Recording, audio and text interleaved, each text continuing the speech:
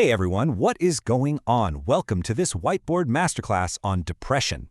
Today we are grabbing our virtual markers and we're slicing right through the dense, heavy pharmacology of antidepressant medications. We're going to break down these really complex pathways into super simple, memorable concepts. I'm going to say what I write and write what I say so you can totally master this material. Let's get right into the explainer.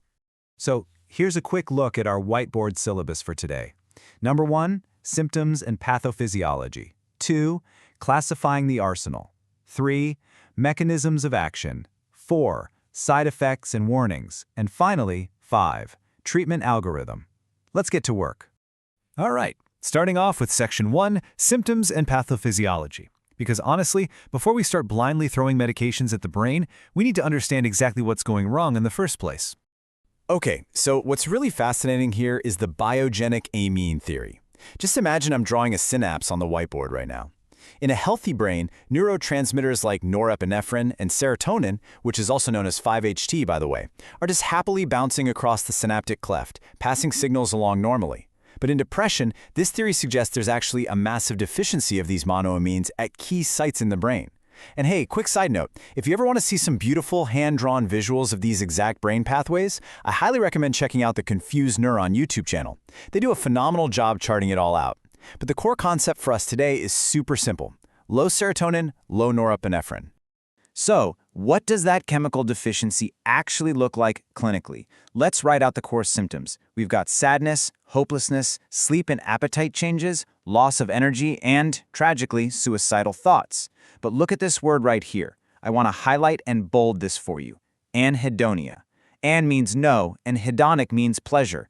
It's the absolute inability to experience joy. It's when a patient looks at their favorite food or their favorite hobby and just feels absolutely nothing. It's literally the real-life version of that meme with the dog saying this is fine while sitting in a burning room, except they don't even care about the fire. Anhedonia is a massive, massive buzzword, so definitely lock that one in. Moving right along to section 2, classifying the arsenal. We know the chemical deficiency now, so let's categorize our pharmacological weapons. Take a look at this table. I really want your brain to construct these 5 specific buckets. If you can understand these 5 classes, you will absolutely conquer depression pharmacology. Bucket 1, SSRIs, like fluoxetine and sertraline. Bucket 2, SNRIs, like venlafaxine and duloxetine. Bucket 3, the atypicals, like bupropion and mirtazapine. Bucket 4, those old-school TCAs, or tricyclic antidepressants, like amitriptyline. And bucket 5, the MAOIs, like phenylazine. If you need a handy way to remember it, just use the mnemonic. Some students always take meds. SSRIs, SNRIs, atypicals, TCAs, MAOIs. Got it? Keep this framework firmly in your mind. Okay, section 3, mechanisms of action. Let's look at how these drugs actually go in and fix that monoamine deficiency at the synaptic cleft. This slide brilliantly illustrates the evolution of pharmacology.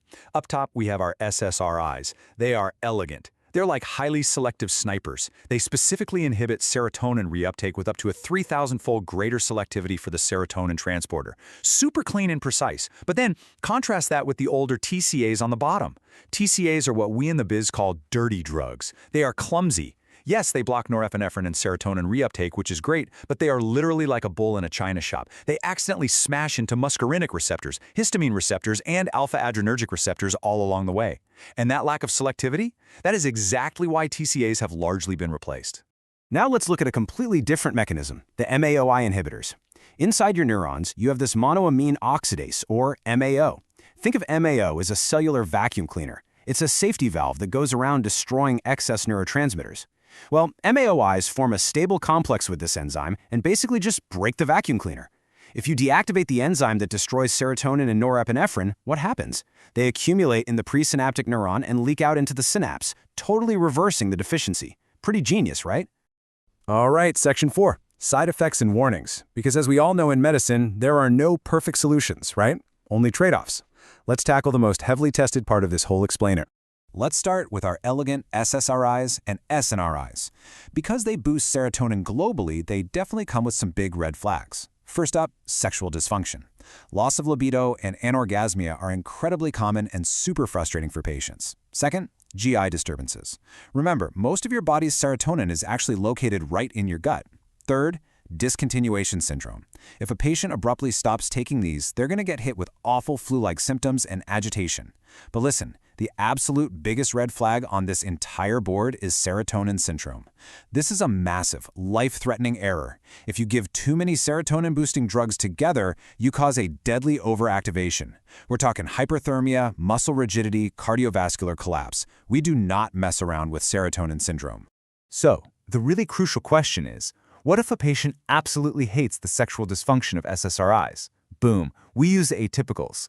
Take bupropion. It's fantastic because it causes no sexual dysfunction.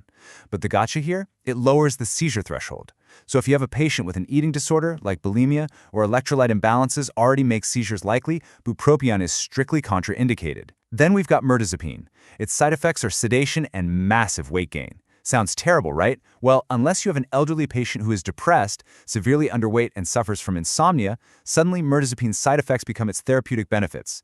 We also have trazodone, which is highly sedating, but it comes with a massive warning for priapism. Remember the classic medical joke for this one? It's called trazobone. Finally, nifazodone, which honestly we rarely use anymore due to a rare risk of hepatotoxicity.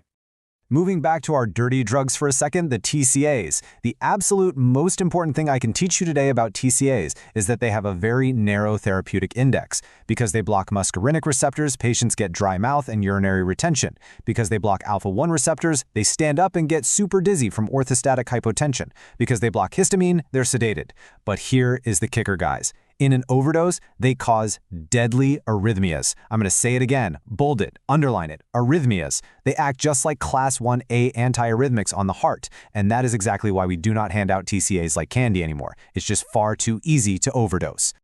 And speaking of things we avoid, let's talk about the MAOIs. If you prescribe an MAOI, you absolutely must warn your patient about the tyramine cheese reaction. Tyramine is this compound found in aged cheeses, red wine, cured meats, and pickled fish. Normally, your gut MAO enzyme just destroys tyramine, no big deal. But if your patient is on an MAO inhibitor, that gut enzyme is completely shut down. So the tyramine gets absorbed, travels to the nerve terminals, and forces a massive release of catecholamines. Suddenly, your patient's fancy wine and cheese party turns into a terrifying trip to the ER with a deadly hypertensive crisis, occipital headache, and potential stroke. Okay, Section 5, Treatment Algorithm. We've reviewed the pathophysiology, the drugs, and all the dangers. Let's bring it all together right here on the whiteboard. Here's your step-by-step pharmacotherapeutic playbook. Step 1. Always start with the SSRIs. They're first line because they have the safest side effect profile, especially in overdose. Step 2. If SSRIs just don't work out, switch to an SNRI, which is especially brilliant if the patient also suffers from chronic pain like fibromyalgia, or try an atypical like bupropion. Step 3. If the patient is only a partial responder, augment the therapy by adding a serotonin-dopamine antagonist. That's an atypical antipsychotic like aripiprazole. Step 4. The absolute last resort. Only use TCAs or MAOIs when everything else fails, entirely because of those severe toxicities and dietary restrictions we just talked about. And hey, remember, non-pharmacological support like therapy and lifestyle changes, those are always part of Step 1, right alongside the meds. Now I'm writing this huge number on the board right now, 2 to 12. This is the absolutely crucial timeline every single patient needs to know. Antidepressants do not fix the mood overnight. They take 2 to 12 weeks to achieve their maximum therapeutic benefit. You have to counsel your patients to be patient, because honestly, the side effects often show up immediately, but the actual mood elevation takes weeks to really kick in. Let's wrap up with a really provocative exam-style scenario. Think about this. If your patient on fluoxetine isn't improving, can you immediately switch them to an MAOI the very next day? The answer is an absolute no. You will cause a fatal serotonin syndrome. Both SSRIs and MAOIs require a strict washout period. For most drugs, it's about 2 weeks. But because fluoxetine has an incredibly long half-life, you literally must wait at least 6 full weeks before starting that MAOI. And that's exactly the kind of clinical pearl that saves lives. Well, I really hope this structured visual breakdown helped you master the pharmacology of depression. Keep reviewing these pathways, stay focused, and